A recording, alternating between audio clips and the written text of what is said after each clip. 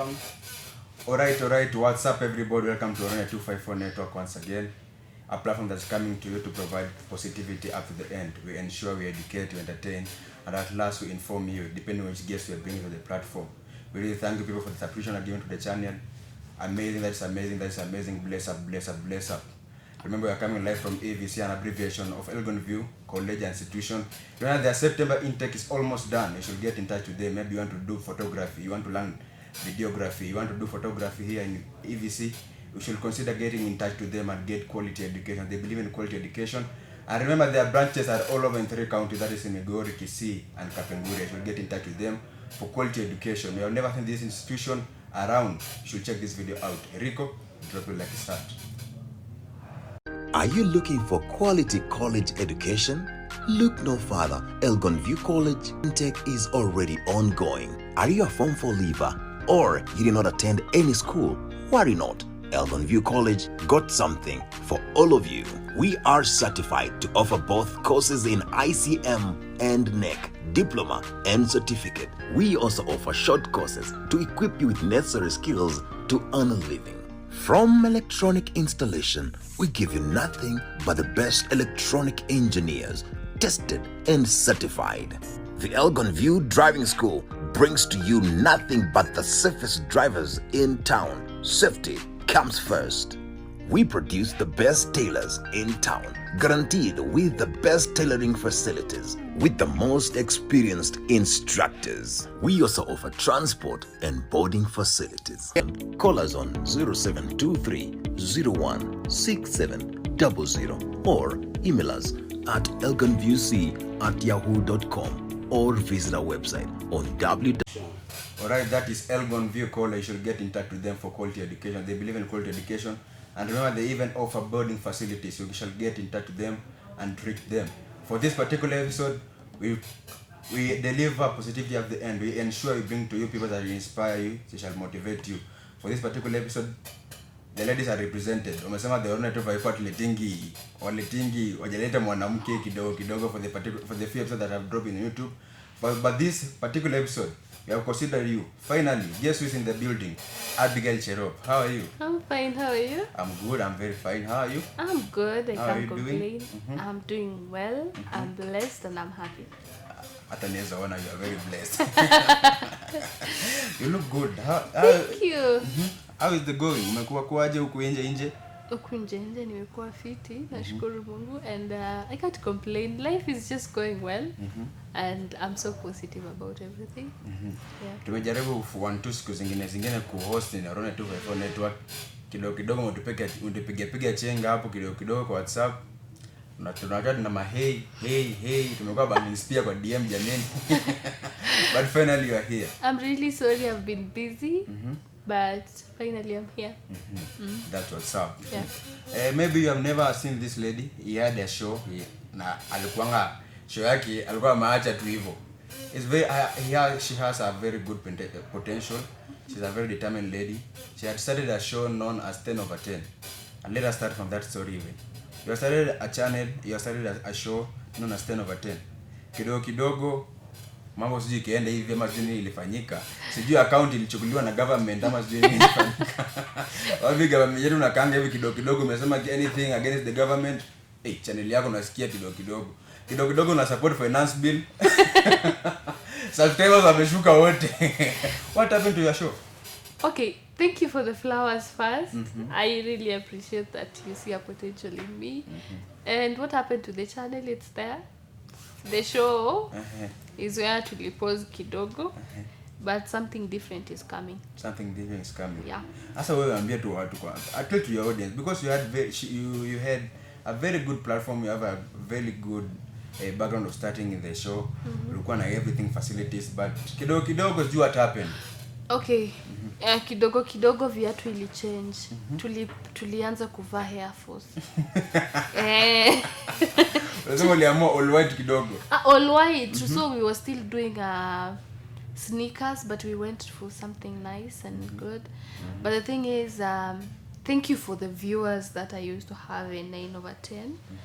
It's 10/10 or It's 9/10. Oh, sorry. Yeah, tulimiss moja tu, that's why. Okay.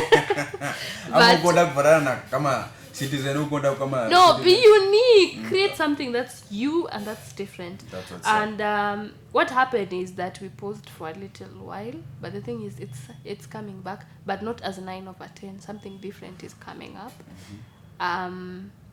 It's coincident that you're asking me about this, and yesterday I was planning myself for something new. In fact, I was seeing sababu najaribu kununua viatu mzuri mpya na sasa kununua kitu itanipendeza, I'll feel comfortable with it. So I'm starting a new show. I'll be informing you soon. And it is something different though from 9/10, but it's coming in a different way, but in a better way and nicer way. Same thing, the same concept that you used to do in 9/10. No, it's a very different concept, and even the topic itself and the way I'll just be running it will be very different. So no more interviews. It's still interview, but we are just talking in a different way, but I'll just inform you when it is already cooked and ripe. Maybe the production team had a problem for you, the ending up of the show, or maybe what were the challenges to make au kuendelea au kuona progress the okay first thing, my director, shout out to you. He did a really nice job, and again the production team, they were doing a nice job. I can't complain. Those guys really helped me and pushed me, and they brought something nice out of me. I can't say it's not 9/10 is not ending because there was a problem. No, it's only moving to a greater height. You're just going to a new phase and a new thing that I'm trying to do. It's not because of any problem. So it's like uliamani to take a break kidogo. You'll be back again, or maybe because of the viewers or your fans, maybe wadhani okay. The thing is, I was as I was planning yesterday, I was like, I'm not going to leave 9/10. I might not be the host, but someone else will be running that 9/10. And I will be going to something else, but 9/10 will be there, but with someone different. Yeah. Okay. There you have from Abigail CHEROP mwenyewe. He was the host of 9/10 show. He was doing a very amazing job in the ground. Yep. But kidogo sijui nini hapa na amekataa kusema what was the challenge. She decided to take a break. Honestly, there was no challenge. It was nice. In fact, sasa si time yenye tumeacha, the time when we went for holiday. So when coming back, you just have to start restructuring yourself again, finding you guys. It was a nice thing. It's CRT ili and sababu ya any problem. Let me put that clearly. No. Yeah. Lakini 9/10 yako ulikuwa unafanya surely. You are more of a seriousness than the place you're conducting the show was like more of a freestyle, but you yourself at the show, more of seriousness, more educative, no informative, no entertainment at the across of it. Why? Okay. Now that's your view. I'll put it that way first. Viewers hapa I was one of the views. Nilikuwa naona like more of educative, no entertainment. As you personally, you are happy you are doing the show. Yeah. Lakini as sisi kwa ground huku hatuko know that uko impress that happiness to the audience. That's what I mean. Okay, first thing you have to understand. Okay, you have to understand that was my first show ever. I am learning. I am new in the industry and I am learning. That was a platform for me to learn and a platform for me to improve myself. And I feel like I was doing it for me to learn first and for me to get to know what I'm supposed to do at what time and which kind of event or even show am I supposed to portray kind of a different kind of faces. So yes, you found it that I am a bit serious in that and maybe I'm not supposed to. It was a platform for me to learn and I felt nice because I am able to discover where I'm supposed to, where I fit well, the kind of show I will wear and I fit comfortably there. And part of it is that you seeing me I am not going back to that because I am trying to find myself in the right place, and I would feel comfortable because of that. So someone who is going to host the 9 over 10 next, I'm very sure is a vibe. Yeah, I'm very sure. Utaka kumtaja kwa kamera ama no, atumtaji. Let it be a surprise. That's what's up. Yep. Hey, Musema, you're not comfortable in that space? I was first, I was comfortable. Second thing, I was learning. And third thing, at the end of it, I was able to discover myself. And I was able to know where I fit best. Yeah. But your interview, I used to see like it was question after question after questions.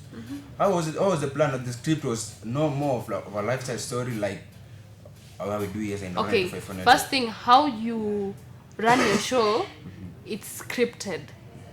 And when it's scripted, it's for you to be creative. And now, just the way I told you, that was most of the time I would go on set, I would panic. Because like, maybe sikuwa prepared. Or, yes, I was prepared, but that usual panicking. So it makes me feel like, okay, wow, sasa nitadu. I get to panic and I'm like, I just flow with the script, but I won't invest a lot in creativity on it. So that was my big challenge that I had. And kitu ilikuwa inanisaidia ni I will not lose track. Whenever I just see my production team behind the scene, I was like, yo, I can't fail these guys. Right. I have to do it. So that was keeping me going. Yep. Maybe turudi nyuma kidogo. Yep. Of 9 over 10. Who came up with the idea and told you that you have a potential, you can do this something and you can prosper well in this space? My director, who is Mr. Zeki, shout out to you. And he saw potential in me, and I felt so. At first, when he told me, I want you to run a show, I was like, what show? So me, what I did was obeying. He came up with the idea of the show, how we'll run the show, the scripting, but he left the scripting sometimes for me, but mostly he would guide me. So majorly the whole thing and the whole idea was from Mr. Zeki. After intro, gonna say, good morning, good afternoon, good evening. Yeah. By the I missed that. Good morning, good afternoon, good evening, depending on what time you're watching us from. I really missed that intro, by the way, because it was so constant.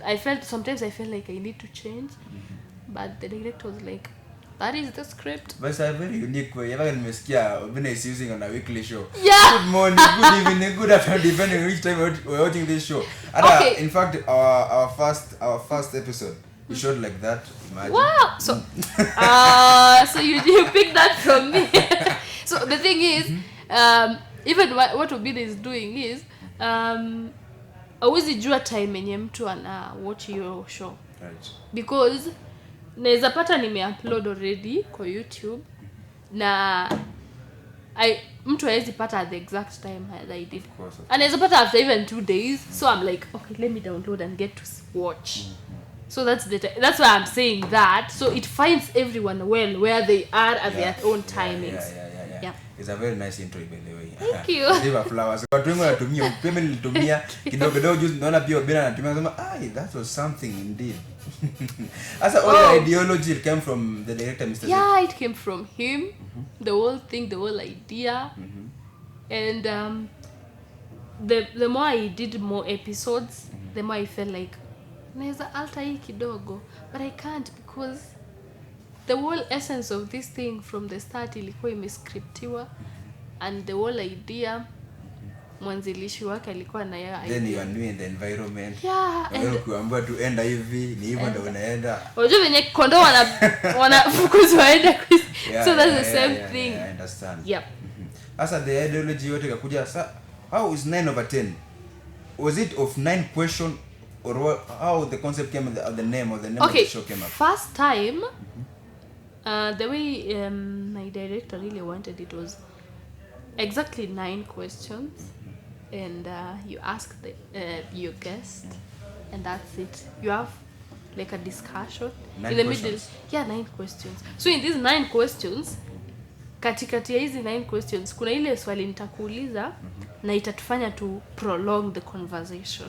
So you see, and now that's where creativity comes in.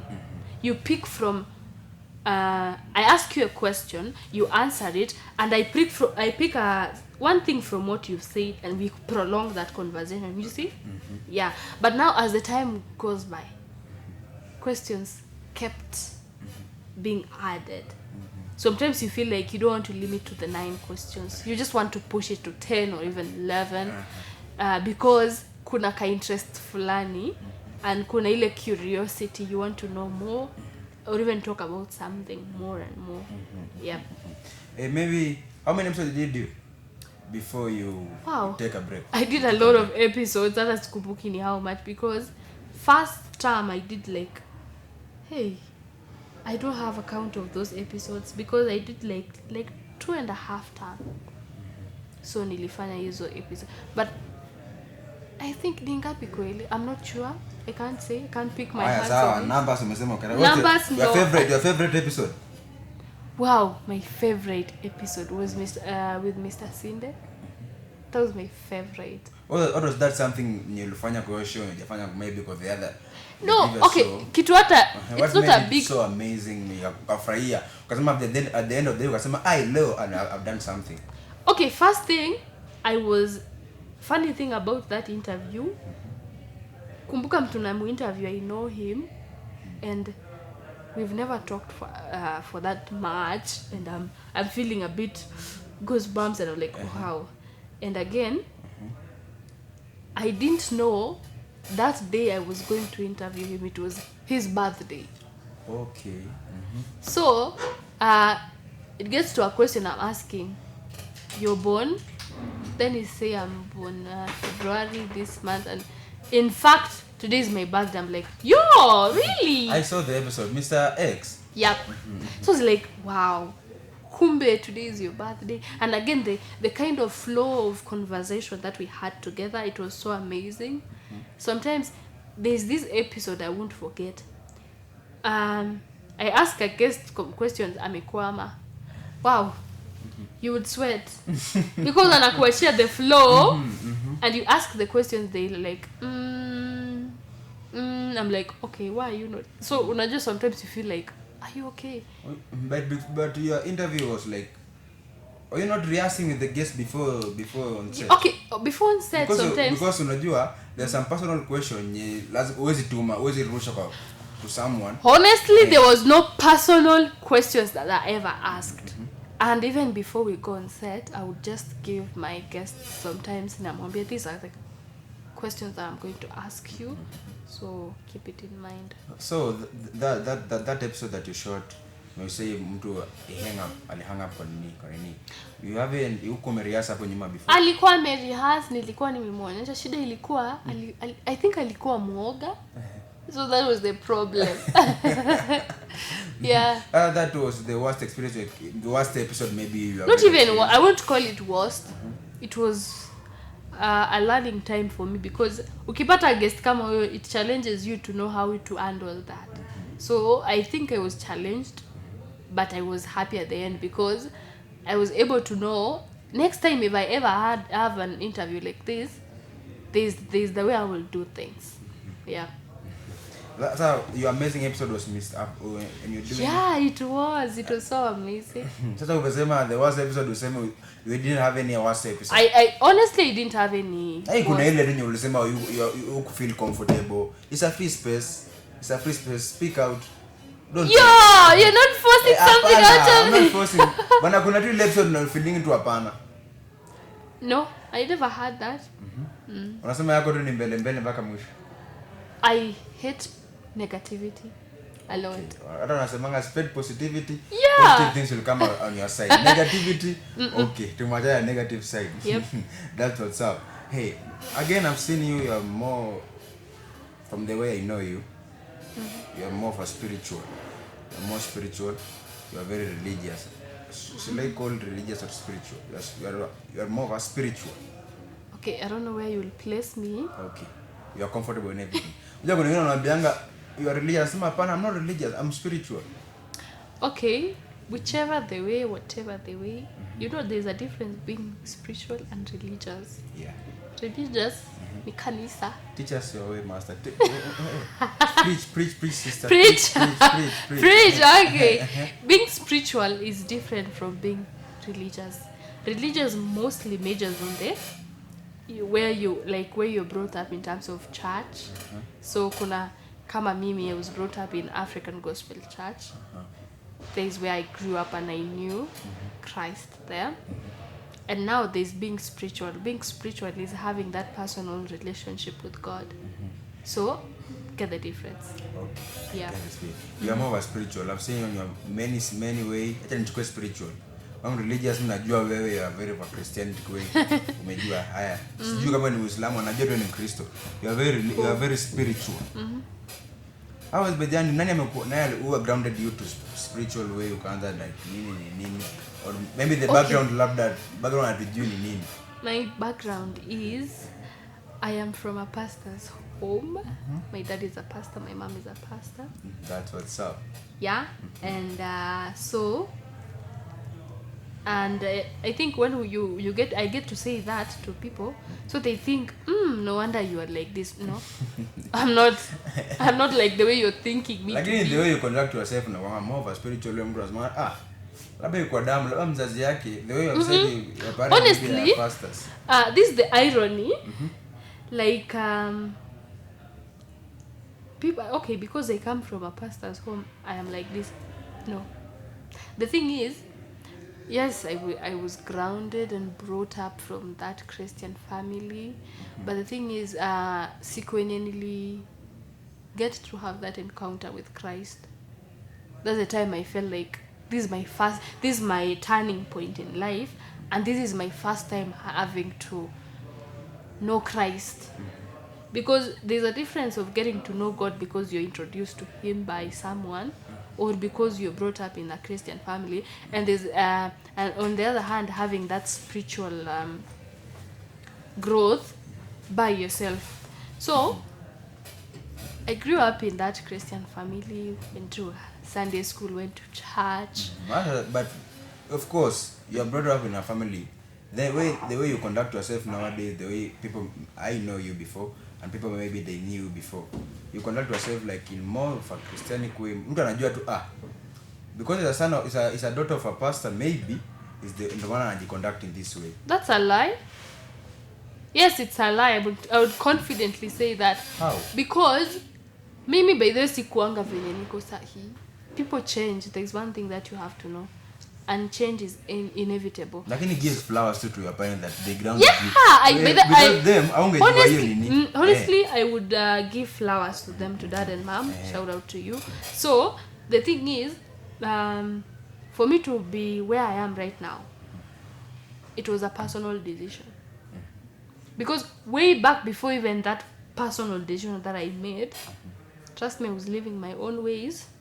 What? Yeah, I was. Honestly, I was. I can't even be afraid to say that because I just flex with everything. I just go with what it's there. I'm just happy and I don't care about many things. Go with time. Kitu gani? Yeah. Imefanyika tusonge nayo, tuamke nayo. I wake up. I don't care about many things. So long as nikule, nijibambe, nilale, I'm good to go. That's because of the previous year. Yeah, I used to just be there and I didn't like instructions. But I honestly didn't like spendi being controlled. I do my things my own way. You don't like advice mingi. So that time and it just reached to a point I was like, no. What I'm doing, it's all right. This is my life and I have to just get to know what I want. And the day I realized that and the day I made that decision, wow, it was a turning point for me. So, and that shaped the person I am today. So then you decided to be spiritual, more of a spiritual way. When you are maybe in standard, which level of education? I was in high school, Form 2. So you decided that this is the way you should do. Yeah, Form 2. But even before then, after then, I had back and forth. you're trying to go the right way, kidogo unajipata tu ume slide again. But that struggle of waking up, sliding, it was a process that it was teaching me, and I felt like I am growing, because at least when I fall down, the time I pick up in a higher pace, and I go in a way that I feel like by the way kuna progress na make, which made me feel so comfortable. Yeah. What strained you maybe, because our lifestyle story labda huko high school ulikuwa like umesikia shule kuna wana watu eliminati is the way that those siku zote unaenda CU naomba unasema Mungu nisaidie hapa. What sent you maybe to the place, au pia wewe labda ulikuwa shule yako labda ilikuwa na something hivi? What changed me was my dad. There's one thing that told me, it stuck in me until today, don't forget. I don't know, I used to have these problems with my people around me. So what I used to have, like, me ukorofishana tu na watu ovyo. When dad comes home, sijui abi amefanya nini, like a lot of cases about me. So dad just called me and told me, unajua nini, you just have to make a decision and a choice. If you want to be a bad person, be a bad person completely. Nikaange nikijua uko tu na shida. Ulikuwa mwafika hapa. Yeah, kinda. So and then you told me that point mara anakuambia ni wewe na maisha ni yako. You should decide whether you want to go this way or that way. So they told me, if you want to be a good person, be totally a good person. And if you want to be a bad person, totally. So that really hit me. And you know, my dad is a silent person.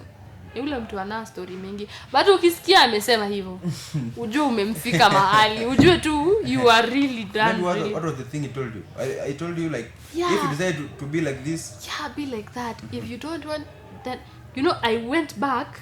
I went and when I was sleeping, I was like, yo, that really told me this. I need a change. Yeah. And when I really had to make that decision, I told God, now I'm making this decision. If in case it fails, it's on you, not me. I feel like I want to try this out. So I want you to help me. And I really love it because God is so faithful. And He did it for me. And the day I really started working on myself and making sure that I'm right and I'm doing the right thing, even people around me were like, wow. So it takes only decisions. I was like, yeah. And when you were in Form 2, which school maybe? I was in Solian Girls High School. Yeah, but ilikuwa na hiyo mambo ya nini ya culture. Ilikuwa. So that even pushed you also. Yeah, part of it, a lot, maybe in a larger percentage. Part of it, it's just about want to kusikia bana, if that was something that was of high percentage, 80% of it is to count. Yes, it is. But I choose not to even believe a lot of things sometimes, because the more the more it makes, there's fear. And I don't want to start struggling with fear. So Mimi, I really didn't want anything that will disturb my mind, because I'm a person that I just want to be positive and happy. I don't want anything negative around me, because they will affect how I think, they affect how even I feel. Right. And I will always feel like I'm just in a lot of fear. Yeah, so I really never needed that on me. Yeah. As maybe those people on high school do you used to interact with them because you are more of us? Umetoka kwa background pia ya pastor pia. Me and me to come siku na because my father also is someone in church at the top of the church. So charming. That's nice. Me to come siku na ukopanga in school sasa. I can interact with somebody, I can interact with anybody. So the thing is, Mimi, I didn't care about who you are and what you are. I just talk to you, regardless of how people think. It's a different, because in a point in my life, I felt I was really discriminated. I faced a lot of backlash, and that pushed me to even nikiona mtu in that state, I understand them, because I have been there and I know how it feels, and I would not want people to feel that way. Particularly what discrimination ulikuwa nakupatia? Wow. So I went to a when I joined high school. So it's a far place from home. I was a bit scared again. Then again, I met people of different too. And again, a larger percentage of the people I was with are the Tugans. Na kila mtu akona, they have their own things. You came from a new background. So you didn't learn maybe karibu na home. What another step far away from home? It's far. I'm from Kericho and I went to Baringo. Okay. So those two different places. And remember me, sijawahi interact na watu wengine, watu kama Tugans, I've never. So the time I got there, I was like, wow. So these people are like this. So again, alafu nilidharauliwa in a way. Alafu people belittle you a lot, and it made me feel so bad. Yeah. Oh. That was something. Watu wanadiscriminatiwa tu juu umetoka place ingine. Yeah, because you're different from them. Yani those kind of, lakini with small mind, I always call that small-minded people, because why should you? It's always good to embrace people from different places, because you never know what they carry with them. They might be having they may be good people. You've never known them until you interact with them. Yeah. But the problem me, I always see you're a Kalenjin, right? Yep. But you have a subtribe. I'm a Kipsigis. You're a Kipsigis. I always see this behavior, more of them is from Kalenjin people. Wow, what about it? And as you obviously, even when the Gen Z maandamano was here in Eldoret, it was something that was very impressive. It ilikuwa na impact to the government. But suddenly, people from your side, the Kalenjin people, ujua anakuja na culture zao. Maybe to them pia walikuja with the same perspective, like you don't come from the homeland that you maybe Toko, you are coming from another different background. The discrimination part, was it the same, the impact like the tribal, like a tribal way? I don't want to say this, but the way people view you, kwanza unajua sasa sisi ni sub-tribes mbili. We are Kipsigis, wao ni Tugen. So these two people are different. Wengine you might, in every tribe kuna watu wazuri na wabaya. I would not categorize people na kama wako na ubaya fulani. No. People are different, but one thing I faced was like madharau tu zingine mbaya tu ndogo, you're like, why now? But so I just understood them and I never minded a lot, but it affected me because I was still like a kid. I didn't understand a lot of things. But with time, I got to understand that you have to face this in life, right, and God is preparing you for something bigger. Yeah. That was from ABBIGAEL CHEROP. Hey, I want to talk with you something on manifesting part, the feminine part, and last maybe in the media space, because I've seen in the media space. Yeah. But before that, let me hook my crew with something. Anonymous Entertainment Crew is there for you. Maybe you want to entertainment full base of a DJ 9, MC 9, and Miss 9. They come all away from Dubai. They're in Kenya right now. They turn parties into memory. You should get in touch with them and bring them to your parties. Remember, this coming Sunday, they're in Timber Exo Eldoret. You want a party, you want to see how they turn parties into memory. You should pull up. They have a CEO. Very, they have something amazing on their platform. You should check this video out if you have never seen this crew around. Rico, drop the video. They say in the grand scheme of things, you never know what the bigger picture is. But never could I ever have pictured this. The Anonymous Entertainment Crew.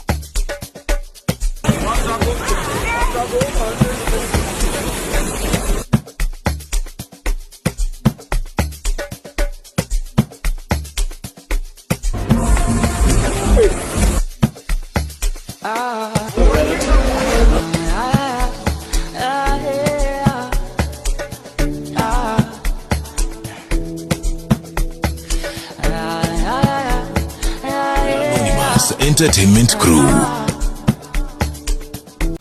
Okay, that is Anonymous Entertainment Crew. They are entertainment, they turn parties into memory. You should get in touch with them and book them for your events.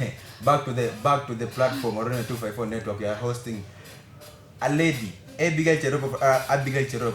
Which way? I don't know why you keep calling me that. It's not A, it's A. Yeah, Abigail. Alphabet. Abigail CHEROP in the building. Yeah. Ladies are represented finally. It's in the building. We start in the media. Let us start in the media space first before we throw the spanner into the works. Wow. Okay. Can't wait. You have been in the media space. Yeah. Since how? Maybe you see the potential when. Okay. You learn in this space.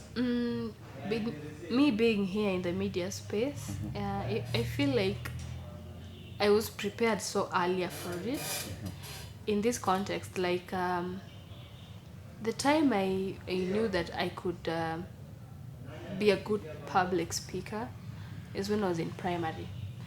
And the story behind it is I was called in front to give a vote of thanks, and I think I was in class 8. Yeah, I was. And my teacher was like, who is going to give us a vote of thanks? And I was like, can I try it? I felt deep down I am able. So my classmates were like, you can do it, just go for it. So I went, and when I was speaking, I felt so confident. I felt this weird confidence inside me. I was like, can I do this really? And the words were really flowing easily. I was not struggling to form something in my head. It was just coming. And that's when I realized about it. During high school, I became the chair of a journalism club. And that's where I got to understand a lot about media kidogo. Though not exposed to it that much, but it was a platform for me to learn how to read news in front of the assembly, to even write a script, because on primary level? Yeah, I used to write, not primary, high school. So in high school, so you have to write a script to read mbele ya watu. So unlike now tunafunzwa 5 W's and H, you have to follow that to write a script. But huko, I don't know if I ever followed that, but I used to write a nice script. It's true. Okay. You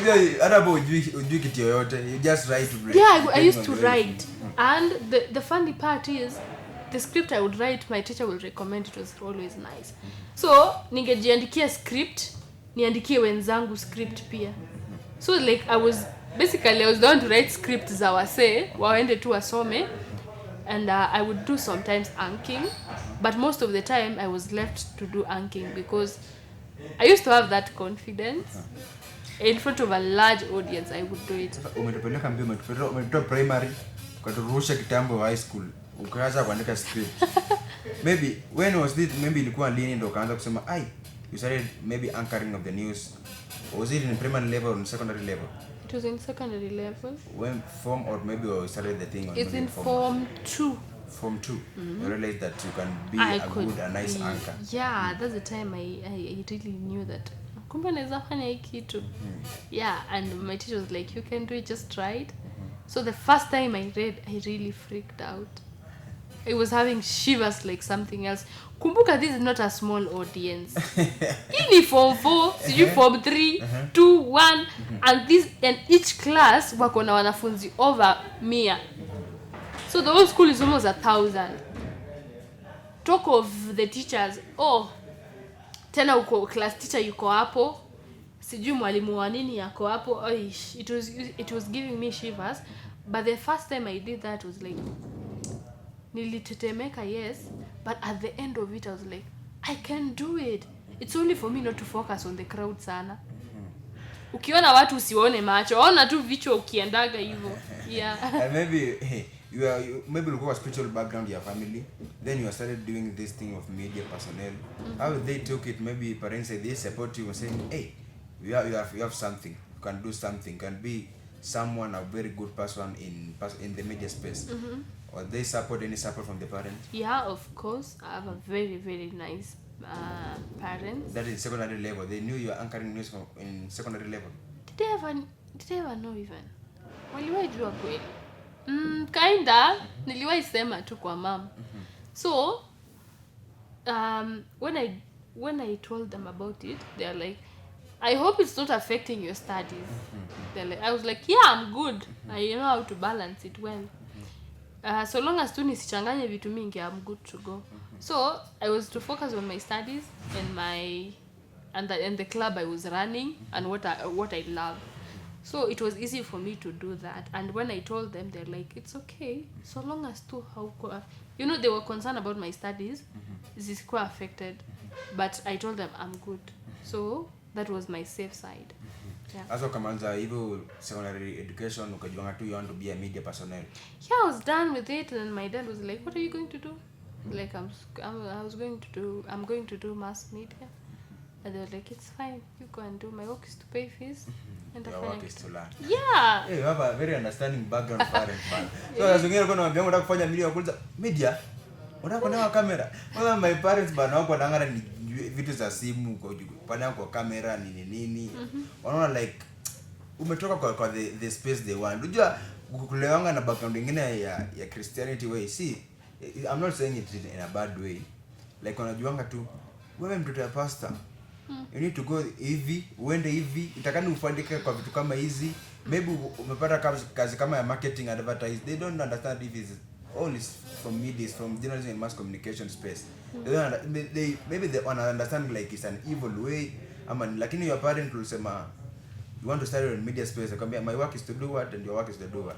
Yeah, so kuna kitu umesema, I was imagining you're given to advertise in an alcohol something. I know that's where you're heading.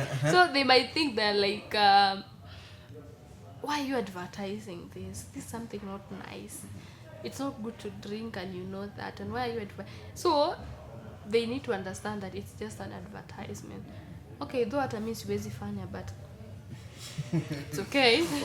Usiseme hivyo kesho hii utafanya tu wanakuambia ndio deal hapa 40k corporate ndio hii hapa.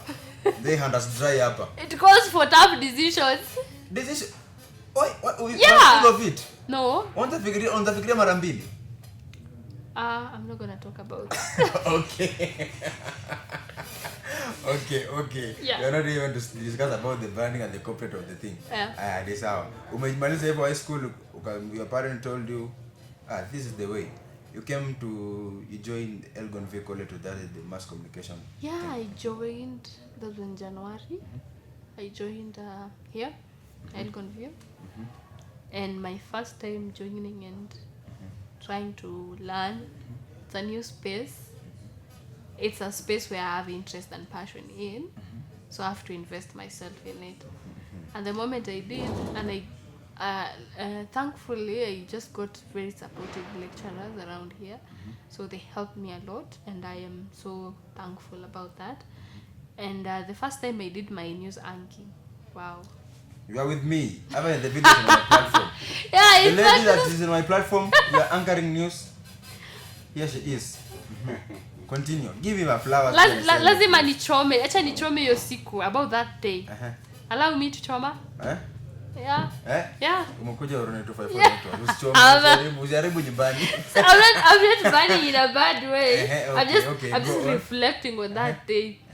So that day we're just planning we have to do. In fact, you are not supposed to do with me.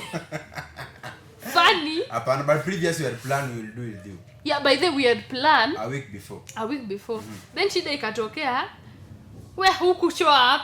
You didn't show up. The time you're showing up is the time now I'm supposed to go on here. Na umekuja tu venye huko. I'm not going to burn the bad side. Sema tu vizuri, Niseme yote. Sema tu endelea ulikuwa unaongea. So you came and you're like so director anakuambia you'll be on set na Abby. I'm like, you're like, okay. Hapo when umekuja tu ni kama you are going for a walk. So they had to sort you out with everything. Bana useme hapo. I'm not saying anything. So they had to sort you out to make you look nice for you to be on screen. And even the part now we had a challenge was take 1, take 2. I was really but it was something. But it was nice because the nicest part is when it was posted on the wall of the YouTube Shule, we are the one who had a lot of views. Hey, till now. Until now. Who else? We are In fact, guarantee. We always did. But I love the fact that we partnered with you and doing that news anchoring because ilikuwa nice anyway. I didn't tell you. Ilikuwa fiti. Alafu it was my first time. Ilikuwa first time yako? That was my second time maybe. Kwa shule huko lakini on camera that no in terms of anchoring. First time. Yeah. Yes. But who hit it hard? We did it, right? We did it. Sawa. Because Elgon View College maybe they have something. They have good lecturers. Yeah. Ndako kama sisi. I like the way you say kama sisi. By the way, we are not yet there, but we did something nice. Honestly, we did something nice. That transition. But ilikuwa fiti anyway. Mimi nilipost kwanza hivi link. People were like, wewe ulianza lini? Labda vitu wa ground is different. People begin want to joke. Ati when you're in business, this is who you are now. Different person, different. Ni courage na watu huko nje. Mjuanga hivi tu bana. We are media personnel. Nauza courage kilo moja. Courage bwana. Unajua background pia courage. But anyway, one thing I realized about you in that is that you got a lot of potential. Ni vile unahitaji tu kapush kidogo. But you're doing good. Ni support mzuri. Your background yako umesema ati mzazi anasema your work is to do what? Your work is to learn. My work is to pay school fees. Yeah. Go on. What you have? Because you had me on set, that's why. Unachoma bwana. Unachoma bwana. It's okay. We leave that there. Aya, sawa. Tuende sasa the feminine part. There's a particular episode 1 of Orone 254 network. The feminism part. Can you just come slowly? Come slowly. So many hit hapa nyuma tu hapa. No, sijakuhit kwa ubaya. Retaliated. I'm retaliating with multiple strokes. Go ahead. There's a particular episode 1 of Orone 254 network. Ukaona tu ndo kuna guards. What happened? No, si utaona. I told you come slowly. Okay. Attack slowly. Kuwa na strategy. Ukaona tu wewe ndo uko na sauti. Si guards basi. Like ya kuongea kwa episode kwa background tu. Kwa background without any fear, shouting. Yeah. Neza play that episode lakini ni sawa tu. Maybe do you believe in feminism part? Are you more feminine? No. Why? Mimi. First, my company of friends are men. Yeah. It's all honestly they are. I love being with the masculine part of people. Sema tu wajaluo, si masculine part. Yo! No, that's really bad. Why are you attacking me? Only wagari waga masculine. No, huh? I mean men, not masculine as in okay, what's it's your fine. What's my? Your type. Sitaki kuni. No, I'm not talking about that. Okay. Yeah, Okay. I'm not. Okay, sawa. Lakini masculine iko hapo. Tall, dark and The bad sacrifice. Hey, you're coming to feminism part story kidogo. Because mimi naonanga like you are more feminine kidogo juu. The way you project your voice unakuanga like umelelewa in a background like umekaa na wasichana wajaluo sana lakini umesema you don't like interacting more of a lady part. Because your behavior zako ni kama wasichana wajaluo. Ndio mtu anamjaluo unapitanga tu unasikia tu wewe bwana Orone bwana kuja tusalamie bwana hivyo. Sasa unabiem sasa hivyo voice yako inakujanga that way out. Inakujanga that loud. Okay, do you believe in feminism? Okay, that's your view on me. My view? Yes, it's true because MC Breezy, you saw the video and you commented. Okay, it's fine then. I'm sorry. Apologize kwa MC Breezy is a very celeb mtu mkubwa sana anafanya na radio. Apologize to him. Aliambia sound. MC Breezy, I'm sorry. I'm sorry for that. But why am I acting like that? Pole bro. So Sema hivyo Eldoret this Friday is in Eldoret. Tuongee para kutafuta. Lakini sawa. Wow, you should look for me. Okay. Yeah. Okay. Aya ni sawa. Wewe msichukulia vitu personal. So the thing is mimi sijakana wajaluo na sijakana wasichana wajaluo and I'm not shouting because I've stayed with them. Mimi ni Mkale. Yep. And I am a journalist. And I have very audible voice. Vile tu najaribu leo ku maintain sana. I'm holding my patience. So, sijui hiyo siku ilikuwa lini by the way? We were shooting MC Kobe, Byron Kiplagat. Was the second episode. The third episode, in fact. The third. Okay, I'm sorry for the noise. I think I was excited. For what? Mimi sijui nilikuwa excited why. Sikumbuki though nilikuwa nafanya. But when I'm excited, wow. You'd want to meet me when I'm excited. Nimekusikia Eriko, ujesikia huyu Abigail tu kwa corridors tu akishout. Kelele ya corridors yote ni yake. Zote ni zake. See the first time. Kuna wakati tunawatu kwa room tu tunasikia tu sawa, hiyo ni Abi. Okay, whenever you find me like that, I'm in a good mood. And I'm really excited. And the sound anaumia masikio. But the thing is, I think because I'm so lonely nikitoka hapa, nikienda kwa nyumba sasa naenda kukaa kunyamaza tu. So I'm just with my phone. Na sasa hiyo time yenye nimebambika na niko na watu. That's where I release everything. Yani I just want to be happy na ni feel vizuri because I know the moment nikitoka hapa, it is me with my phone and I'll start being busy.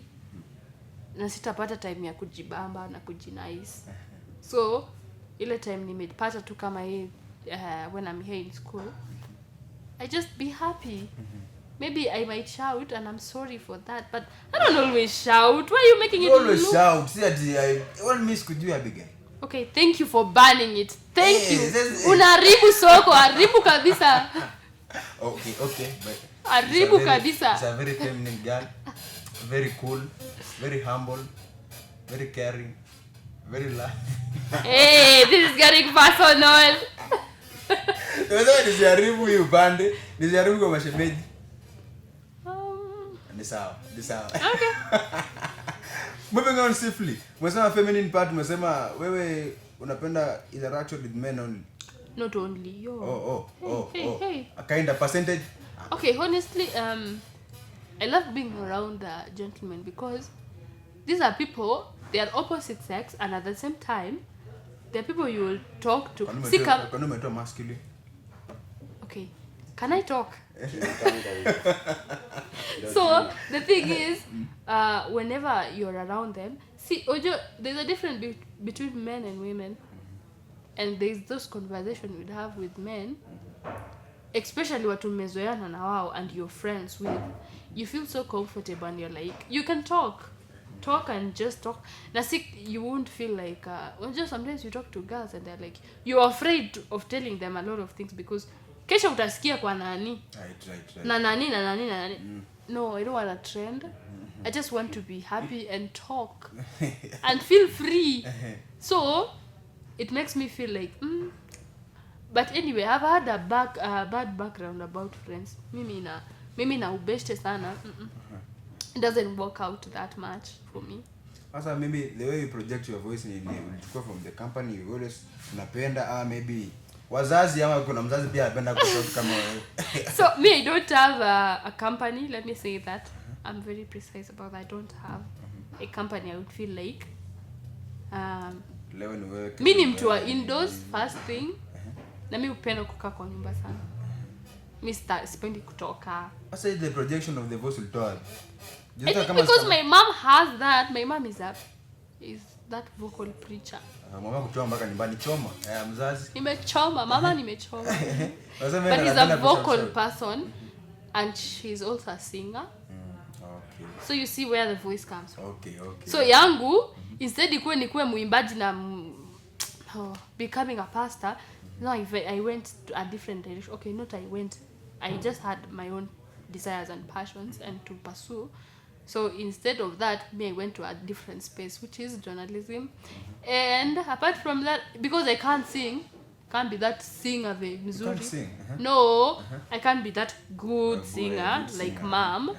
But nikiwa na time, ni ile tu time yenye like ile time ya kujibamba. I speak so audibly. You can feel that, yeah. So that's where it came from. Maybe in one day, you maybe think that you can be an MC or or because you're a media space, because you look up to many people like in a Combox. The way they project their voice, they have that voice. They can aziz that voice. Okay, that voice. I think I would talk about my interest in the media space. I love doing interviews. I do feel so comfortable with it. News anchoring, and of late I've been working to try and do radio. And I feel like if I run a show in a radio, that's where I feel like nile kuproject sauti yako vizuri, alafu it gives me a chance to not even express myself, but ile time ya kubonga tu na watu feel fiti. Yeah, so I feel like sometime, because okay, now I'm studying and I'm working on those things, and so far in a scale of 1 to 10 I can rate myself as 5. I'm heading to the right direction. Sasa unasema you're in the media space, more of indoors work ndo napenda kufanya. Yeah, I love indoors work. I don't like traveling. I have a problem with traveling a lot. Kwa nini? So mimi ni mtu nachukia okay, it makes me feel bad. In my health first. I would puke like something else, or I will feel uncomfortable with that smell of the car, and I don't know. And I feel okay. So by the me one najiuliza, okay, this story, there's a day we went to Western. We're going for a burial. So we were tulienda as a church. So kuenda along the way, I think tulifika Webuye, something like that. Sikumbuki the place, because that was my first time traveling to Western. So I start feeling that. Yeah, I'm like, God, what am I going to do? And the people I'm with are new. So I had to just tell them, you guys help me out. So nikashukishwa, then again. So tukirudi, then I had this woman saying, because we were with women and some men. So one of them was like, sasa akiwa hivi na akiwa na bwana wake wakiwa kwa gari. I'm like, yo goodness. Wait. Clearly was more clearly. You are going by road. I see you guys are going by road. let's you guys are going by road. Yeah, let's meet. I think meaning to a flight. Yeah, finally I find my place. No, Rico, you guys are going by road. I go by. But I felt like by the way, in one way or the other, I'll make some sense. Not even some sense, but I'll prove some. Okay, I'll just make her point. So kama ako hivi sahi na akiwa na bwana wake kwa gari yao, it's like, first thing, thank you, because my husband will have a car and I will have a car personally. Second thing is, by then nitakuwa nimepona. Maybe I'm growing, I'm still children. Maybe you're still children. Yeah. Unasema wewe na njia hapana. Boy, kitu inanisumbua ni siku ya kwenda home. If I have to visit my parents, inanibo sana. Sometimes I might have projects in church and we have to be sent somewhere. Ama tuko na visitation mahali ya church. Hiyo ndio inakuwa imenisumbua. Then maybe we have missions. We have to go for missions. Like the other day, we were, some of my members for church walikuwa na missions Kilifi. So imagine if I was part of there. Hey, aki ningekuwa tu mgonjwa. But I know I'm still children. I'm growing. Don't worry. Yeah. Okay. Moving on swiftly. Let us start to find vitu namna hii. Okay. People are living your age at your agenda, that is the female part. People are living the local lifestyle. Huku nje watu wanasema tu maisha ni hey. Wanaishi tu maisha manifesting this the way. Wewe watu wanatembea na wababas. wababa tu kila pahali. Tumini natembanga hizi maeneo bana, you see people bana just manifesting bana. Ni kwa jirani yangu msichana mwingine hapo aendingi kazi totally. But the lifestyle anaishi ba mimi naamua kila siku nakuja kazi. The lifestyle anaishi jameni is like ni na hivi. Ukiangalia background space yao, the background space pia sisemi kwa baya, they are not that wayuko that well off. But the way the girl is living, how is your take on that? Maybe people like they are manifesting too. Wasana tu wana manifest. Wadali hata age, wadali gender. Unapata mtu wako na age of 45 with a 19 years girl. Now okay. They are really flexing na msichana wako very very comfortable. Okay, first thing I'd pick from what you just said. Wewe unaamka asubuhi unakuja kazi. Yeye ako tu kwa nyumba but anaishi the lifestyle maisha London, ndio. Hey. So those are choices made. So you made a choice that I'd wake up in the morning, I go to work because I have to build myself. I have to have my own money and work for myself. Na hiyo time nimekaa chini and I buy things for myself, I spoil myself, I know it is because of my energy and because of the effort that I put. So kwa huyu msichana ana feel someone has to work for him, for her.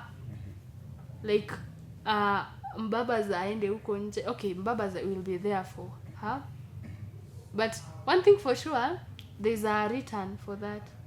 Right. Yeah, so it's all about choices. The choice you make. I make to work hard to get my own money. Right. I made a decision that I would wake up in the morning, come to classes, do my my practicals, go back to the house, try to do some projects here and there. Ninangangania maisha. I am just trying to fight for myself and look for good things for myself. So that is a choice that I made. So it all depends on what are your choices. Ni decisions gani wewe umemake. So that's why you see people with wababas. That's a choice they've made. Hey. Yeah. Unatemanga hivi usiku bana unasikia And again, miaka ngapi? Mtu anatembea naye mshoko kwa Mercedes bana. Mtu anatembea naye 40 45. Now they are really flexing kabisa. Ndio mimi naonanga like when msichana fika bas age of 35 umeona I can't make it right now. Kana basi hapo inaeleweka age of 35. You are 19 years old. Uko na every strength, uko na everything nenda kutoa hapo chini ukafanya 1 2 and you can make money. No, that's a lie. Where? No, not a lie where you've said at 35 anaweza flex itaeleweka. No. And nimesema fika that age, kwa nimesema basi imekataa. Mbona ikatae? But 19 20 years 25 years kurudi chini. Okay. What for? First thing, age, let's talk about age 35 hivi umeongelea. Ukiwa approximate, okay, let's say in that normal setting, the way we us think, after high school you go to college or even university, umalize, hopefully upate job, and if in case you don't get that, you do maybe you ufanye self-employment, right? And before you fika your 35, that time, are you not investing? You should be investing. So I don't see a reason for you to be ukiwa 35 ati vitu zimeshindikana, you don't have money, you have not invested in anything, now you're going with mbabas. That means you have a bad plan in your life. Sijasema nimesema like ati ifike that age umefika umesema yani umejaribu everything. Oh, imeshindikana. Imekataa kabisa. Okay. But nowadays at this generation it's called fast, ni kama fast food. Unajua fast food ni kama ile yenye unaoda kwa Glovo. So, fast food ni ile yenye umefika kwa nyumba umechoka. You don't want to cook. You just want to order and eat and sleep.